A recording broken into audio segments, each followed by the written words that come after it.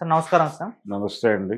Sir ఇద్దరు పిల్లలుంటేనే స్థానిక సంస్థల ఎన్నికల్లో పోటీకి అర్హులు అన్న ఒక చట్టాన్ని తీసుకొస్తామని చెప్పేసి చంద్రబాబు నాయుడు గారు అనౌన్స్ చేశారు సార్. అంటే ఇద్దరు పిల్లలుంటే మాత్రమే అర్హులు అన్న చట్టం అనేది ఏ విధంగా చూస్తారంటారు? ఖచ్చితంగా జనాభా పెరుగుదలపైనే దృష్టి పెట్టాలి, సంపద సృష్టితో పాటు అని కూడా ఆయన మెన్షన్ చేశారు. ఇప్పుడు జనాభా అంటే ఇండియాలో బాగానే ఉంది గదా! ఇప్పుడు ఎందుకు ఈ ప్రత్యేకంగా జనాభా పెరుగుదల పైన దృష్టి పెట్టాలని చంద్రబాబు నాయుడు గారు అన్నారు? దీనికేమన్నా ప్రత్యేకమైన కారణం ఉంటుందా? మరి ఆయన తీసుకున్న ఈ నిర్ణయం పైన మీ ఒపీనియన్ ఏంటి సార్? అంటే జనాభా పెరుగుదల ఉంది.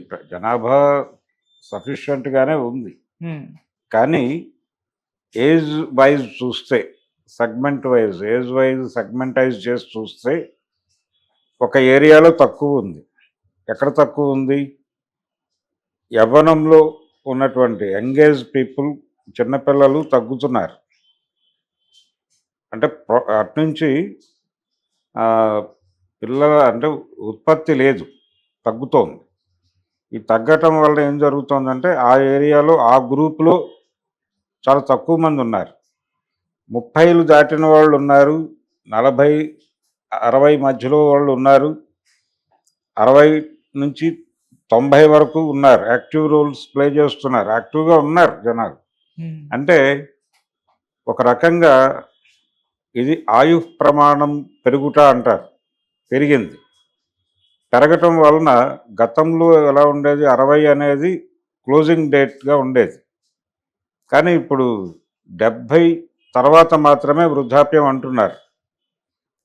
70-80 మధ్యలో వృద్ధాప్యం అనేటువంటి ఒక అభిప్రాయం నడుస్తోంది. ఇప్పటికీ వాళ్ళు పనిచేస్తున్నారు, యాక్టివ్‌గానే ఉంటున్నారు. ఇది కీలకంగా మారిపోయింది. ఇది కాదు కదా, ప్రోగ్రెస్‌లోకి వెళ్ళాలంటే యంగ్ బ్లడ్ రావాలి కదా, దానికి అవకాశం లేకుండా పోతోంది. ఈ ఏరియాలో స్ట్రాంగ్గా ఉంది కానీ ఆ ఏరియాలో వీక్ అవడానికి కారణం ఏమిటి అంటే రకరకాల రీజన్స్ ఉన్నాయి. రకరకాల రీజన్స్లో ఒకటి వివాహ వ్యవస్థ, దాని తాలూకా వైఫల్యాలు, అలాగే పెళ్ళిళ్ళలో జరుగుతున్నటువంటి అంటే పిల్లలు కనటము, వాళ్ళ పోషణకు సంబంధించి ఎలా వ్యవహరించాలి అనే దానికి సంబంధించినటువంటి గందరగోళాలు అనేకం కంట్రిబ్యూట్ చేసి విడిపోతున్న వాళ్ళ సంఖ్య ఎక్కువ ఉంది. అలాగే కలిసి లివింగ్ టుగెదర్లు ఇవన్నీ నడిచిపోతున్నాయి. ఎక్కడా కూడా పిల్లల్ని కనటం అనేది గతంలో లాగా లేదు. వాతావరణం, రెస్పాన్సిబిలిటీ ఎవరు తీసుకోవాలి, ఇలాంటి అనేక ప్రశ్నలు ముందుకు వచ్చేస్తున్నాయి. అంటే మారిన సమాజం తాలూకా ఇన్ఫ్లుయెన్స్ వలన అక్కడ బర్త్ లేదు, అక్కడ డెవలప్మెంట్ లేదు. దీంతో అక్కడ వాక్యూమ్ ఉంది. ఆ వాక్యూమ్ని ఫిల్ చేయకపోతే చాలా సెక్టార్లు ఇబ్బందుల్లో పడతాయి. ఉదాహరణకి ఎడ్యుకేషన్ గురించి మాట్లాడాడు ఆయన, చంద్రబాబు గారు. ఎడ్యుకేషనల్ సెక్టార్లో పరిస్థితి బాగాలేదు అన్నాడు. ఎందుకు బాగాలేదు అన్నాడంటే ఇప్పుడు అనేక కార్పొరేట్ స్కూళ్ళకి వ్యాపారం అభివృద్ధి చెందాలంటే పిల్లలు కావాలి కదా, పిల్లల్ని కని వాళ్ళ కోసం కనాలి, వాళ్ళ కోసం డబ్బులు సంపాదించాలి, వాళ్ళ కోసం కట్టాలి. అప్పుడు కదా రొటేషన్లోకి వచ్చేది డబ్బులు. అందుకని ఈ సెగ్మెంట్లో పెట్టుబడులు పెట్టున్నారు. ఇప్పుడు ఏ ఏజ్ గ్రూప్లో అయితే తక్కువ మంది ఉన్నారో ఆ ఏరియాలో పెట్టుబడులు పెట్టున్న వాళ్ళ పరిస్థితులు ఏమిటి అనేది ప్రశ్న. అందుకని మీరు పిల్లల్ని కనండి అంటున్నాడు ఆయన. పిల్లల్ని కంటే ఇప్పుడు ఇంతకుముందు చంద్రబాబు నాయుడు గారు గతంలో ఉమ్మడి రాష్ట్రానికి ముఖ్యమంత్రిగా ఉన్న 95 ఆ టైంలో 95 నుంచి ఆయన రూల్ చేసినటువంటి 2003 వరకు ఆయన ఒక నినాదం ఇచ్చాడు, మేమిద్దరం మాకొక్కరు అనే నినాదం చంద్రబాబు నాయుడు గారి క్రియేషనే. ఓకే, అప్పటికి అది నడిచింది. ఇప్పుడు ఆ ఏరియాలో వాక్యూమ్ ఉండటంతో ఇక్కడేమో ఖర్చు ఉంటుంది, ఇక్కడ ఒక బిజినెస్ నడుస్తుంది, ఏది ఓల్డ్ ఏజ్లో. అక్కడ హాస్పిటల్స్, ఆ వ్యాపారం నడుస్తుంది. ఇంకో చోట ఇంకొక వ్యాపారం, పబ్బులు వ్యవహారం ఇంకొక సెగ్మెంట్లో నడుస్తుంది, ఇంకొక సెగ్మెంట్లో ఇంకో బిజినెస్ నడుస్తుంది. ఇక్కడ జనం లేరు.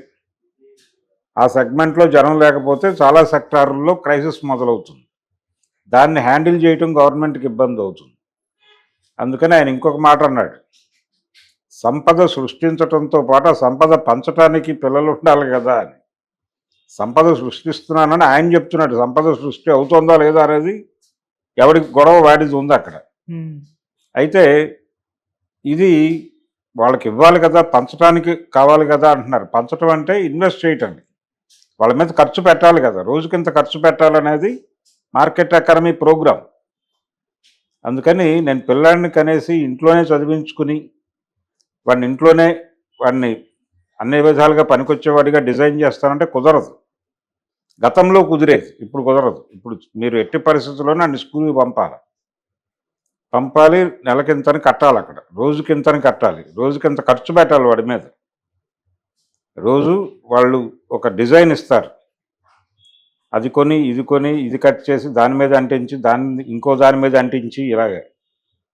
ఇది ఈ వర్క్ అంతా ఫిలప్ చేయడానికి రోజుకు ఒక 500 వాడి మీద ఖర్చు పెట్టాలి. అప్పుడు మార్కెట్ నడుస్తుంది. దీని మీద ఇన్వెస్ట్మెంట్ పెట్టినటువంటి దుకాణాలన్నీ నడుస్తాయి. లేకపోతే అవన్నీ పడుకుంటాయి. ఇప్పుడు వాళ్ళందరూ కూడా అన్ఎంప్లాయ్ అయిపోతారు. వాళ్ళందరినీ ఎక్కడ లొకేట్ చేయాలి, ఎక్కడికి తీసుకెళ్ళి వాళ్ళందరినీ రీలొకేట్ చేయాలనేది సమస్య కదా, అది ప్రభుత్వ సమస్యగా మారుతుంది. అందుకని ఆయన కనండి పిల్లల్ని ఉద్యమ స్ఫూర్తితో తీసుకోండి అంటున్నాడు. కానీ ఉద్యమ స్ఫూర్తితో తీసుకోవడానికి సమాజం సిద్ధంగా ఉందా? మారిన సమాజంలో మారిన విలువల రీత్యా ఆ రెస్పాన్సిబిలిటీస్ తీసుకోవడానికి ప్రపంచం సిద్ధంగా ఉందా అనేది చూడాలి. అందుకని వైఎస్ రాజశేఖర రెడ్డి గారు ఒక మాట చెప్పేవాడు. ఆ రోజుల్లో ఎయిడ్స్కి సంబంధించిన ఆశా క్లాసెస్కి హాజరైనప్పుడు ఆయన ఒక మాట చెప్పేవాడు. అంటే ఇక్కడ దీన్ని కంట్రోల్ చేయటం అనేది మనం చెప్తున్నాం, కానీ అది కాదు, ధార్మికత, ఆధ్యాత్మికత దీన్ని కంట్రోల్ చేయాలనే ఒక మాట చెప్పేవాడు ఆయన. ఇప్పుడు చంద్రబాబు నాయుడు గారు కూడా అలాంటి స్టేట్మెంట్లు ఏవో ఇవ్వబోతాడు ఈరోజు రేపు. అంటే మనం టువర్డ్స్ ధర్మము, టువర్డ్స్ సనాతనము ఇవన్నీ అలవర్చుకోవాల్సిన అవసరం ఉంది అనేసి ఈ విలువల్ని అంటే ఈ చెదిరిపోతున్న విలువల్ని తిరిగి నిలబెట్టే ప్రయత్నం ఏదో చేస్తాడు. చేస్తే అదొక క్రైసిస్ మొదలవుతుంది సమాజంలో. అదన్నీ ఆయన ఆలోచించడం లేదు. మార్కెట్ ఎకానమీ వాంటెడ్గానే ఇలాంటి గందరగోళాలు క్రియేట్ చేస్తుంది. ఆ క్రియేట్ చేసిన సందర్భంలో ఎలా ట్రావెల్ అవ్వాలి అనేది అర్థం కాక గందరగోళం ఏర్పడుతుంది. అలా ఒక గందరగోళం ఏర్పడింది సమాజంలో. ఇప్పుడు ఆ గందరగోళాన్ని ఎలా హ్యాండిల్ చేయాలి అనే దానిలో ప్రభుత్వాలు కూడా గందరగోళం పడుతున్నాయి. ఆ గందరగోళం తాలూకా ప్రతిఫలనమే చంద్రబాబు నాయుడు గారి ప్రకటన. దాన్ని ఆ కోణంలోనే అర్థం చేసుకోవాలి. అందుకని ఈ మాట ఆయన ఒకటే కాదు, దేశవ్యాప్తంగా ఉంది ఈ సమస్య. ఆంధ్రప్రదేశ్కు, తెలంగాణకు సంబంధించిన వ్యవహారం కాదు ఇది, దేశవ్యాప్తంగా ఈ క్రైసిస్ ఉంది. ప్రధాని మోడీ గారు కూడా ఈ మాటలు చెప్పాడు ఆల్రెడీ. ఇప్పుడు గతంలో ఎర్ర త్రికోణం అని ఉండేది. 2 లేక 3 చాలని వినలేదా అనేవాళ్ళు, అందుకంటే ఎక్కువ కనకూడదు అని. దీనికి అదర్ సైడ్ ఇంకొక సిద్ధాంతం ఉంది. ఇది మార్కెట్ ఎకానమీ, ఆ సెగ్మెంట్లో వచ్చిన క్రైసిస్, దాని నుంచి వీళ్ళు మాట్లాడుతున్నారు. పిల్లల్ని కనండి అని ఎన్టీ రామారావు ఇంకొక యాంగిల్లో చెప్పాడు. ఆయన గొడవ ఏంటంటే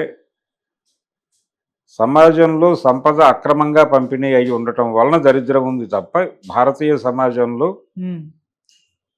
ఇక్కడ ఉన్నటువంటి ప్రజలకి సంపద అంటే వాళ్ళని పస్తు ఉంచనంత సంపద ఉంది. ఇక్కడ పుట్టిన ప్రతివాడికి అన్నం పెట్టే సమర్థత ఈ భూమికి ఉంది. కానీ ఈ సంపద అక్రమంగా పంపిణీ అయి కొంతమంది చేతుల్లోనే ఉండి ఎక్కువ మంది సంపద బయట ఉన్నారు.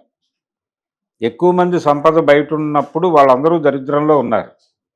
వాళ్ళు ఈ దరిద్రంలో నుంచి ఎక్కడ తిరుగుబాటు చేస్తారో అనే ఉద్దేశంతో వాంటెడ్గా పిల్లల్ని కనొద్దు అని చెప్తున్నారు. వాళ్ళని డైవర్ట్ చేయడం కోసం మీరు పిల్లల్ని కనటం వల్ల దరిద్రం వస్తుందని వాళ్ళ చేత బర్త్ కంట్రోల్ ఆపరేషన్ చేయిస్తున్నారు మీరు అని ఒక ఆర్గ్యుమెంట్ చేసేవాడు ఆయన.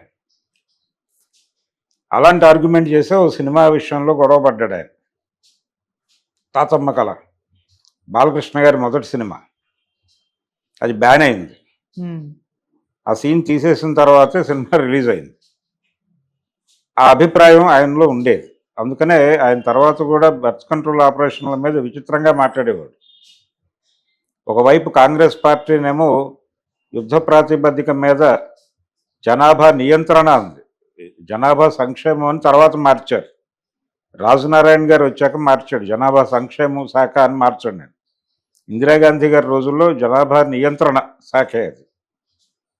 కాబట్టి ఈ ఏరియాలో ఒక్కొక్కళ్ళకి ఒక్కొక్క అభిప్రాయం ఉంది, కానీ అదంతా ఆ జమానా. అప్పుడు ఇక్కడ క్రైసిస్ లేదు. అక్కడేమో పిల్లలు పుట్టేవాళ్ళు ప్రభుత్వ స్కూళ్ళలో చదువుకునేవాళ్ళు, అది ఎవరికి సంబంధించిన గొడవ. ఆ తర్వాత సెగ్మెంట్లో సంపద సృష్టిలోనూ మరొక దానిలోనూ పనిచేసేవాళ్ళు వాళ్ళు యాక్టివ్గా. పని చేద్దామంటే పని దొరికేది కాదు అప్పుడు, అదొక సమస్య. ఈ పుట్టినటువంటి పిల్లలు చదువుకుని నిరుద్యోగులుగా మార్కెట్లోకి వస్తే వీళ్ళకి ఉద్యోగాలు దొరక్క అదొక సంక్షోభం. ప్రభుత్వం ఆ సంక్షోభాన్ని ఎలా హ్యాండిల్ చేయాలో అర్థం కాని పరిస్థితుల్లో మీరు కనకండి అని చెప్పేది. అందుకని అది అవసరమైంది. ఇప్పుడు ఒక సెగ్మెంట్లో కస్టమర్లు లేరు, ఖర్చు పెట్టేవాళ్ళు లేడు, అందుకని క్రైసిస్ మొదలైంది. అందుకని ఇది అడ్రస్ చేయడానికి పిల్లల్ని కనండి అంటున్నారు. ఇదే సారూప్యత. అందుకని మారిన సమాజంలో అభిప్రాయాలు మార్చుకోవటం, అలాగే స్ట్రాటజీలు మార్చుకోవటం అనేది, వ్యూహాలు మార్చుకోవటం అనేది అవసరం. అట్లా ఇప్పుడు కొత్త నిర్ణయంతో బాబు గారు ముందుకొచ్చి మేమిద్దరం మాకొక్కరు అనే నినాదం నుంచి మేమిద్దరం మాకిద్దరు అనండి, మేమిద్దరం మాకిద్దరు, లేకపోతే మాకు ముగ్గురు, మాకు నలుగురు అన్న ఇబ్బంది లేదు అంటున్నాడు ఇప్పుడు ఆయన. అని ఈ మధ్య పవన్ కళ్యాణ్ చాలా సందర్భాల్లో నాకు ఇంతమంది పిల్లలు అనే మాట ప్రస్తావిస్తున్నాడు ఆయన ప్రత్యేకంగా. దాని వెనకాల కూడా ఉద్దేశం ఇదే. ఇలా నడుస్తోంది ప్రపంచం. ఇది ఒక తాత్కాలికమైనటువంటి క్రైసిస్. ఇది మేనేజ్ అయిపోయిన తర్వాత మళ్ళీ కోర్ ఐడియాకి వస్తారు. వీళ్ళకి మనుషులు కావాలి కాబట్టి ఇది చేస్తున్నారు, అంతకు మించి మరేమీ లేదు. చంద్రబాబు నాయుడు గారు యూటర్ను కాదు, రైట్ టర్న్ కాదు, లెఫ్ట్ టర్న్ కాదు, మార్కెట్ టర్న్లోనే ఉన్నాడు ఆయన. Okay sir, thank you so much sir. Thank you.